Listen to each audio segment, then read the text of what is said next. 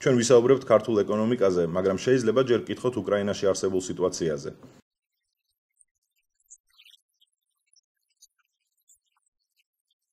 პირველ ყოვლისა ეს არის დრამატული ისტორია. უკრაინა საქართველოს მეგობარი და პარტნიორი ქვეყანაა. ის რაც ხდება საშინელებაა.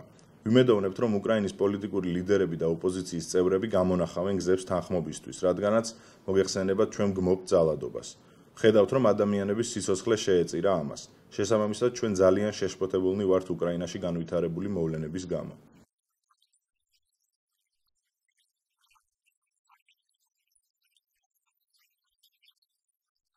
მაგრამ თქვენ არ ახსენეთ საკვანძო სიტყვა რუსეთი და ის გავლენა, რომელიც მას აქვს უკრაინაზე ევროპასთან კავშირების საპირწონედ.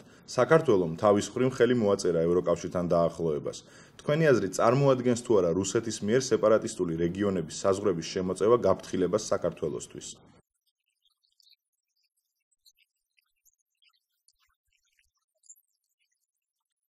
ვერ დაგეთანხმებით, რადგანაც უკრაინისა და საქართველოს მაგალითები სრულიად განსხვავებულია.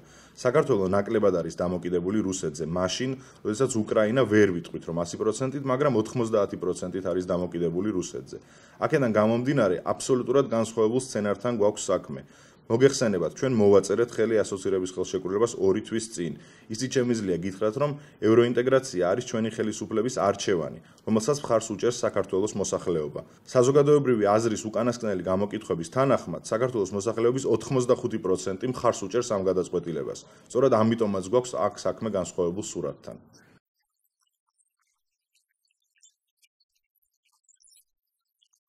მოელით თუ არა რაიმე ზეწოლას რუსეთის მხრიდან? არ გამოურიცხავთ რუსეთის მხრიდან შესაძლო ზეწოლას. გასული წლის განმავლობაში წავაწყდით პრობლემებს. მოგეხსენებათ 2008 წელს ომი გადავიტანეთ.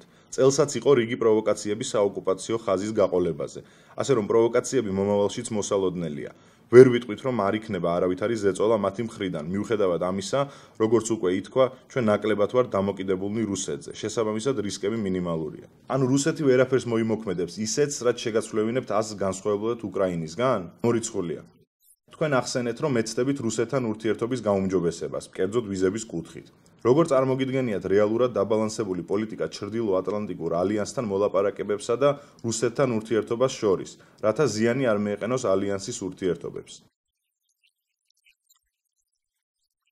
როდესაც ჩვენ მოვედით ხელისუფლებაში 2012 წლის საპარლამენტო არჩევნების შედეგად, ჩვენ შევცვალეთ რიტორიკა და ძალღონი არ დავიშურეთ რუსეთთან ურთიერთობების ნორმალიზაციისთვის, რადგანაც სწორად ასეთი იყო თავად ევროპის სახელმწიფოთა, ამერიკის შეერთებული შტატებისა და სხვათა უპირველესი რეკომენდაცია. ჩვენ მართლაც ყველაფერი გავაკეთეთ ამისთვის. ყოფილმა პრემიერ-მინისტრმა ბიძინა ივანიშვილმა დანიშნა სპეციალური წარმომადგენელი რუსეთთან ურთიერთობის საკითხებში, რომელმაც სხვათა შორის შესანიშნავად გაართვა თავის დაკისრებულ მოვალეობებს. ჩვენ მივაღწიეთ რუსეთთან სიტუაციის ნორმალიზაციას, გავაუმჯობესეთ კულტურული და სავაჭრო ურთიერთობები. მოგეხსენებათ, რუსეთმა გახსნა თავის ბაზარზე გასასვლელი და 1 წელიწადში ექსპორტით 3-ჯერ გაიზარდა. ასე რომ თუ არ ჩავთვლით პოლიტიკურ ურთიერთობების საკითხს, ყველაფერი რიგზეა. პოლიტიკური ურთიერთობებისა, რომელსაც სასიცოცხლო მნიშვნელობა ენიჭება. დიახ, სასიცოცხლო მნიშვნელობა ენიჭება. ისინი კონფლიქტშია საქართველოს ხელისუფლების პოლიტიკასთან. ერთის მხრივ ჩვენ შევცვალეთ რიტორიკა და გადავდგით მხოლოდ კონსტრუქციული ნაბიჯები. მეორეს მხრივ კი ვდგავართ ამ პრობლემის პროვოკაციების წინაშე საოკუპაციო ხაზის გაყოლებაზე, რაც ჩვენთვის გაუგებარია. მესმის, რომ გაუგებარია და ბევრი სხვა ქვეყანას ალბათ დაგეთანხმებათ ამაში.